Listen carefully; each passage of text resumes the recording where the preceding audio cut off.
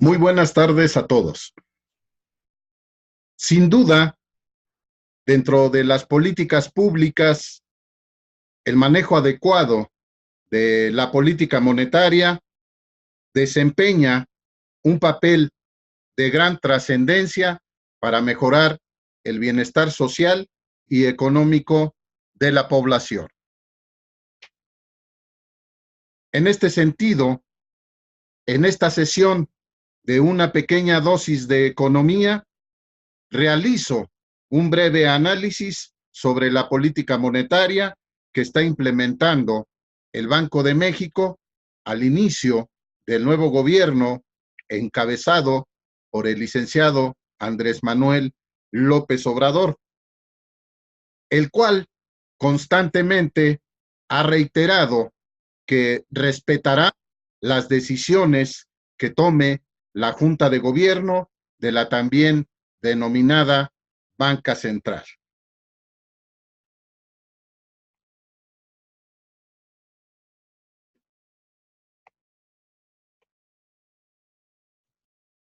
Los temas que analizo en la presente disertación son los siguientes. 1.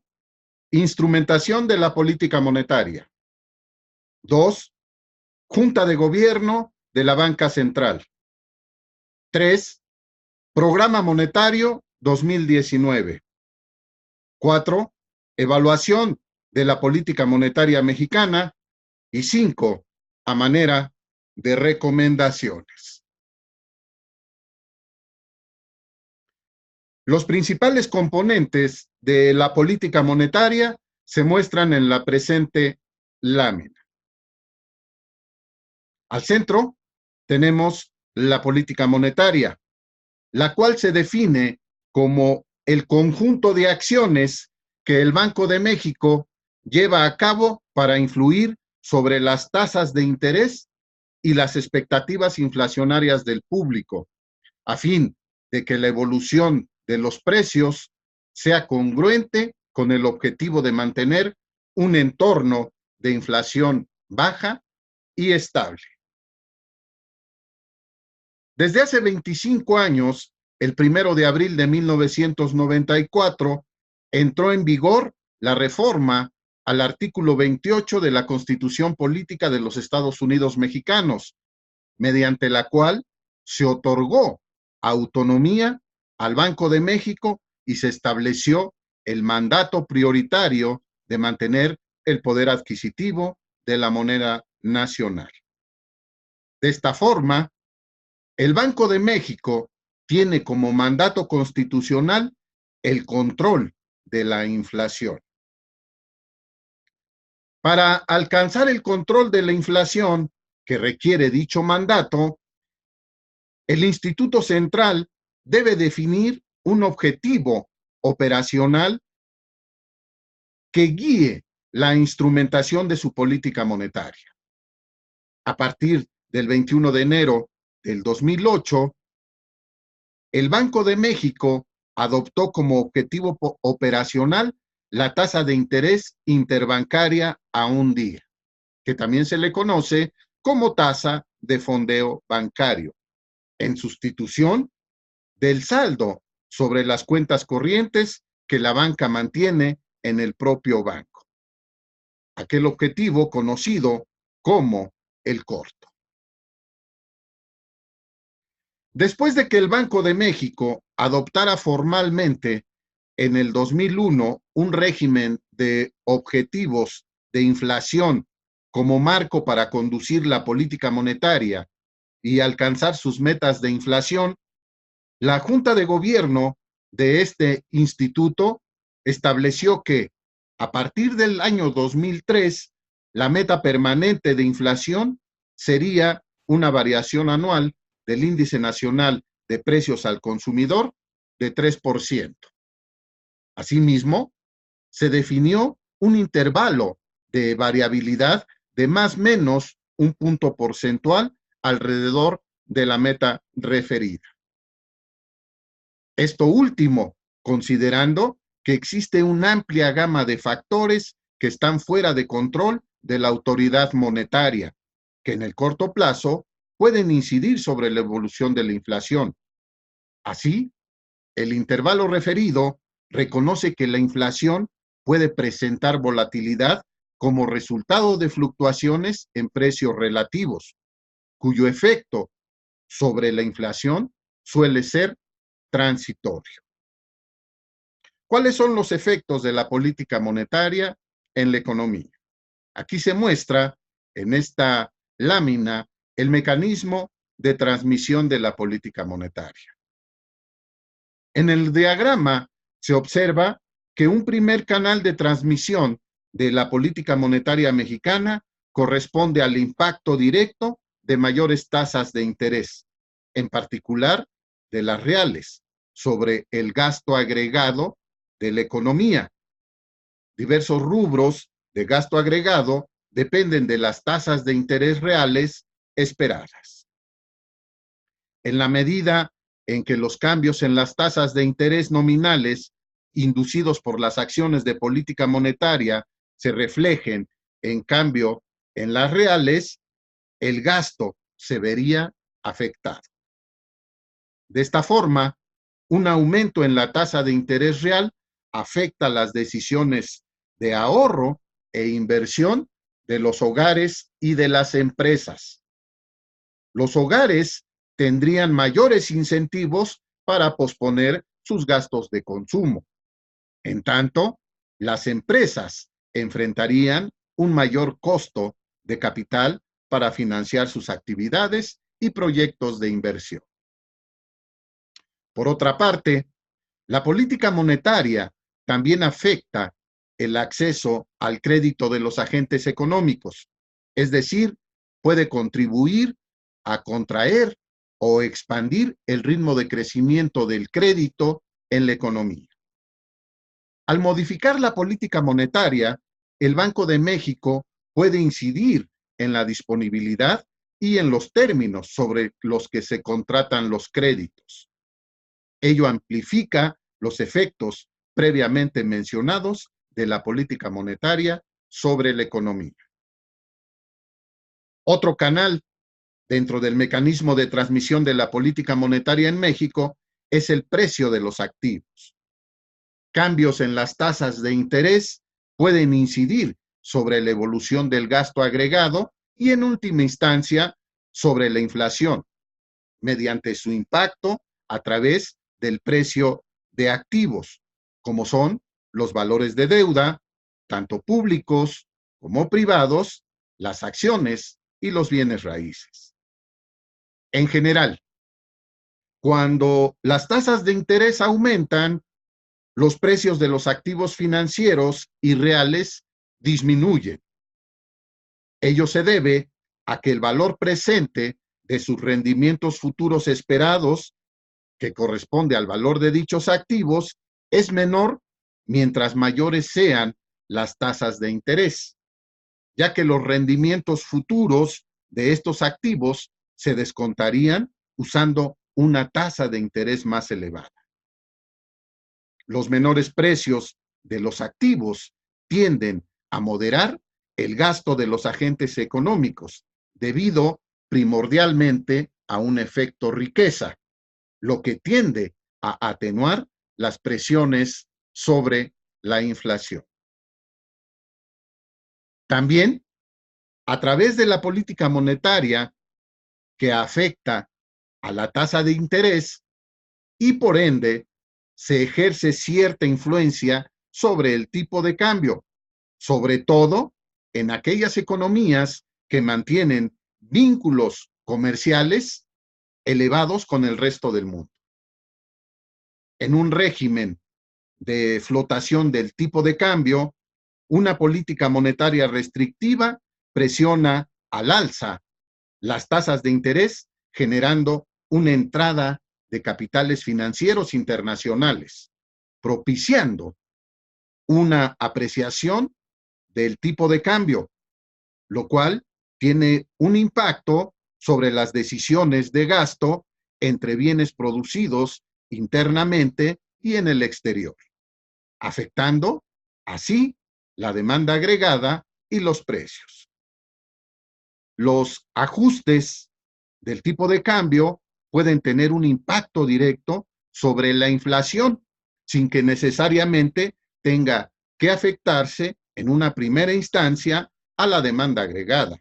Por ejemplo, cuando las empresas tienen deuda denominada en moneda extranjera o cuando su producción requiere de insumos importados. En tal situación, parte del mayor costo de la divisa extranjera es trasladado por las empresas al precio de venta de su producto. Por último, la instrumentación de la política monetaria también ejerce una influencia sobre la economía mediante su efecto sobre las expectativas de inflación. A través de los anuncios realizados por el Banco de México, este envía señales a los agentes económicos acerca de la postura de la política monetaria.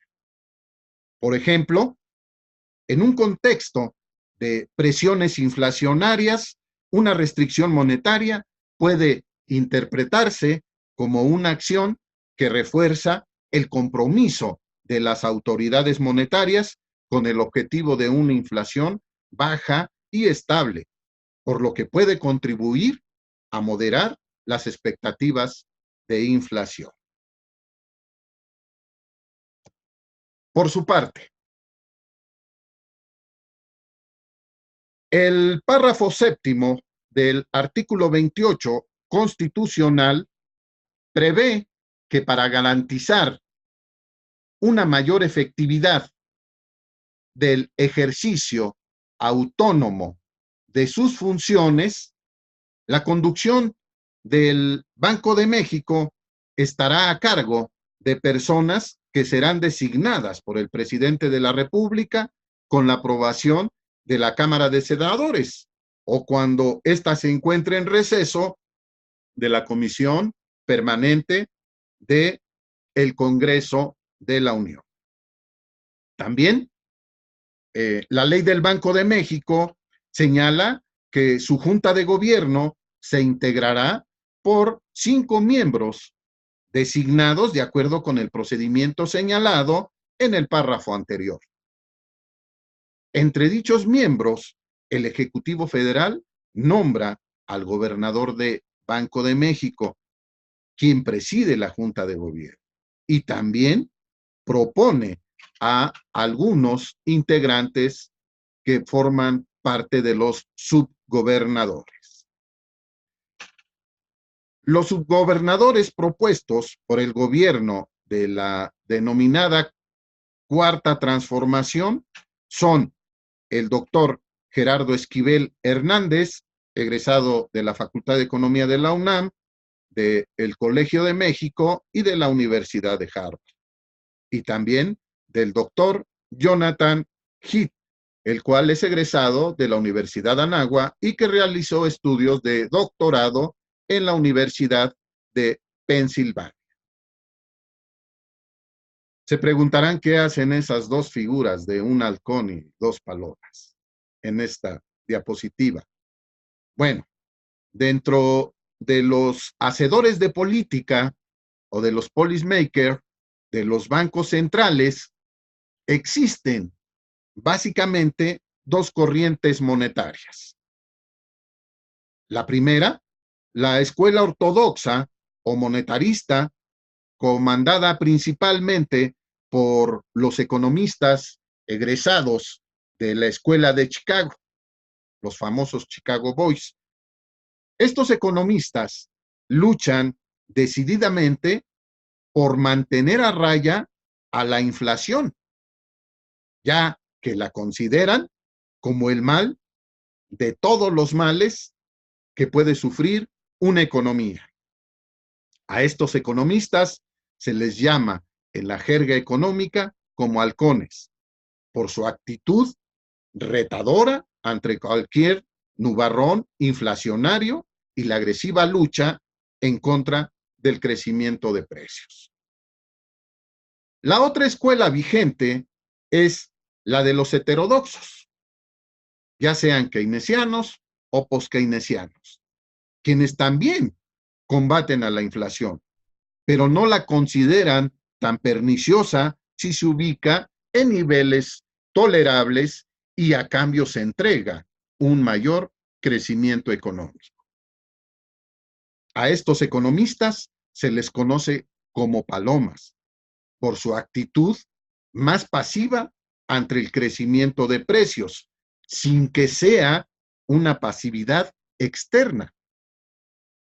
También combaten la inflación, pero no se sienten incómodos con niveles más o menos tolerables que ellos mismos fijan. Para el caso de México, por ejemplo, la postura del doctor Gerardo Esquivel en torno a la inflación es claramente la de un economista paloma, ya que para él, si bien la inflación no debe subir en extremo, tampoco debe ser considerada como una obsesión que llegue a sacrificar el crecimiento de la economía.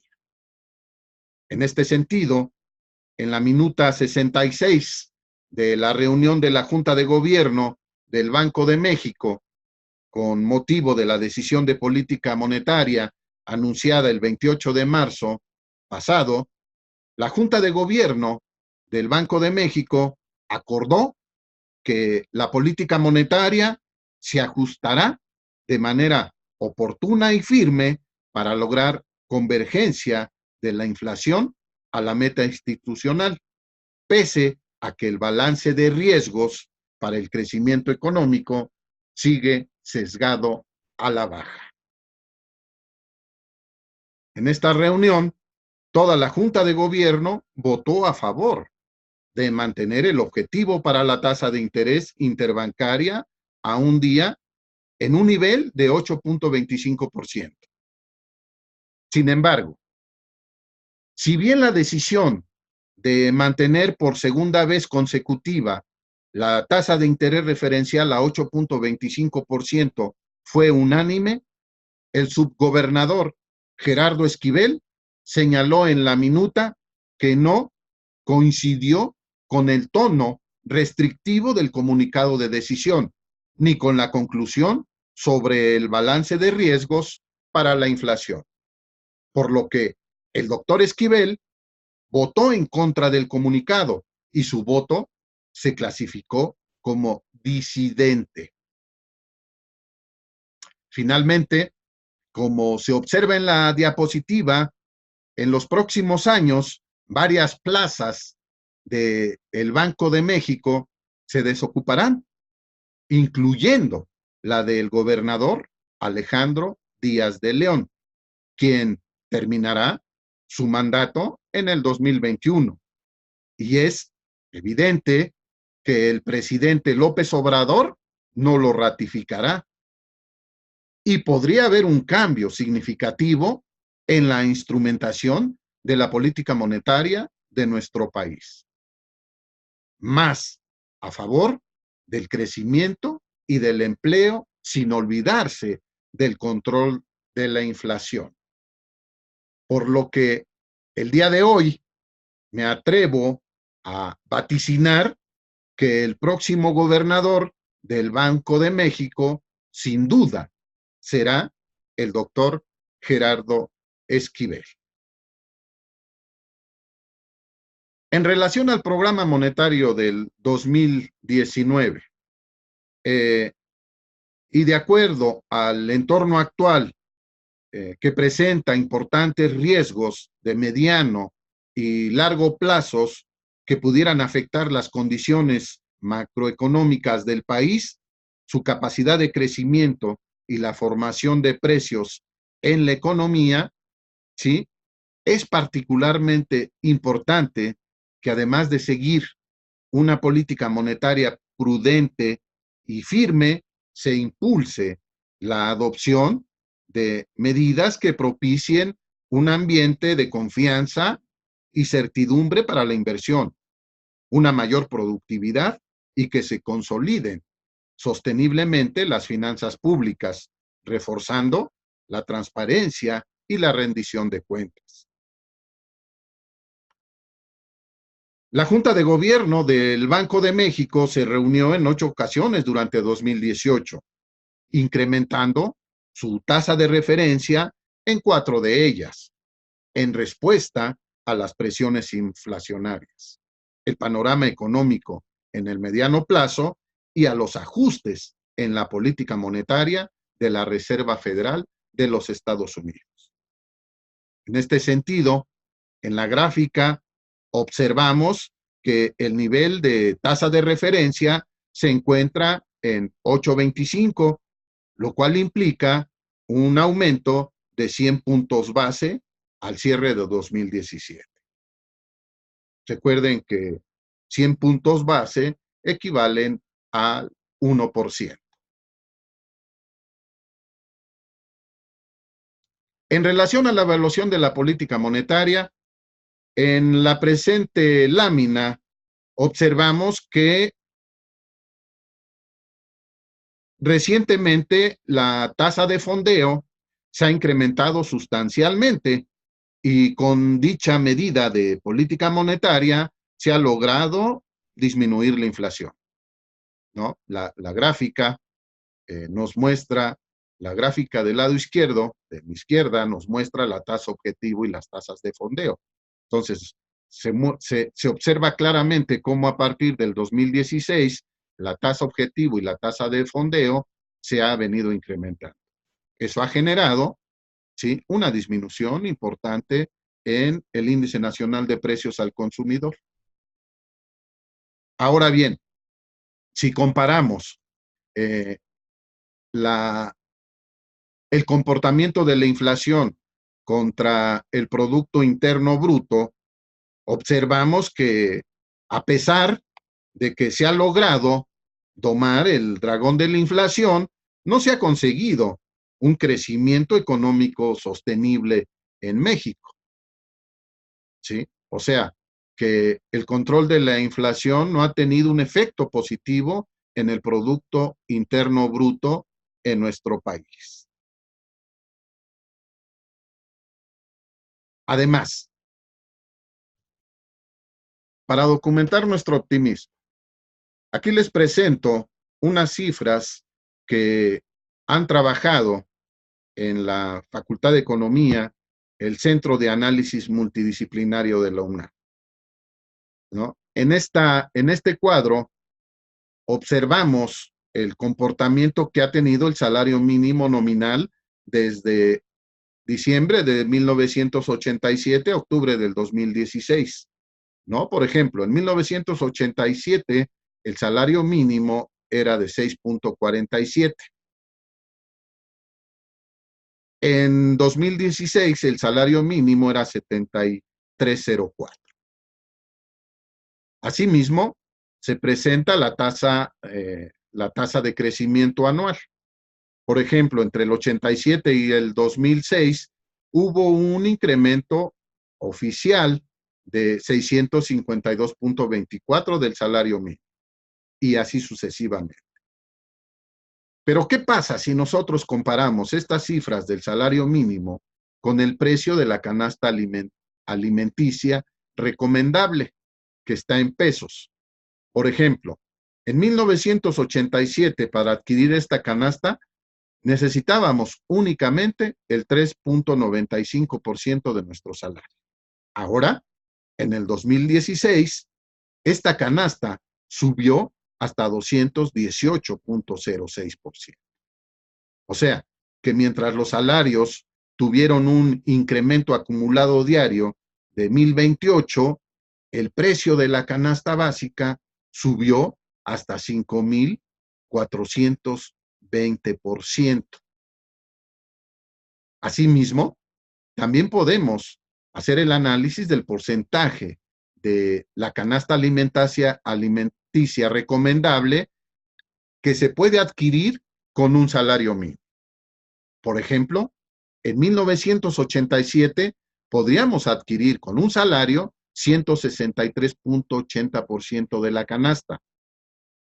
En el 2016, únicamente con el salario mínimo, se podría adquirir el 33.50% de la canasta alimenticia recomendable.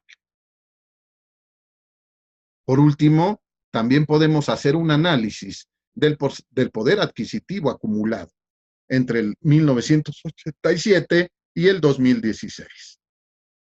Entonces, claramente vemos que este poder adquisitivo ha sido negativo. ¿Sí? Representa un decremento del 79.5%.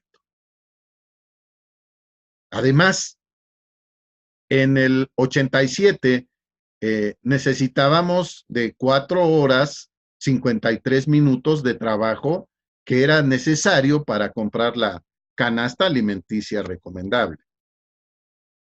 Sin embargo, en el 2016, este tiempo de trabajo necesario para comprar la canasta básica subió hasta 23 horas 53 minutos. Entonces, aquí observamos que a pesar de que el Banco de México pregona que se han logrado estabilizar los precios, si comparamos este análisis, pues nos damos cuenta de cómo se ha perdido el poder adquisitivo del salario mínimo nominal en nuestro país. A manera de recomendaciones, es sumamente recomendable que se modifiquen los objetivos encargados a las autoridades monetarias en el sentido de que puedan cumplir con un mandato dual y promuevan al menos los dos objetivos básicos en una economía: la estabilidad de precios y el aumento de la producción, como es el caso de la Reserva Federal, Fed, el Banco Central de los Estados Unidos. Asimismo, si se quieren disminuir las presiones inflacionarias, se recomienda legislar para reducir el margen financiero entre las tasas activas y pasivas de los bancos comerciales, aunado a que cobran excesivas comisiones y tarifas, por lo que obtienen altas utilidades sin incurrir en riesgo financiero alguno. Finalmente, pretender pregonar un supuesto éxito de la política monetaria que ha domado a la fiera de la inflación es una irresponsabilidad de los economistas ortodoxos adscritos a la banca central, cuando es sabido que un porcentaje importante de los integrantes de la sociedad mexicana están sin empleo, cuando el poder adquisitivo de los salarios ha disminuido, y más aún, cuando en la nación los niveles de pobreza extrema y de migración han incrementado de manera alarmante. Por todo lo anterior, como afirma el gran economista heterodoxo de la Universidad de Cambridge, Inglaterra, Ha-Yo Chang, es hora de incomodarse. Muchas gracias a todos por su atención y nos vemos en la próxima dosis de economía. Buenas tardes.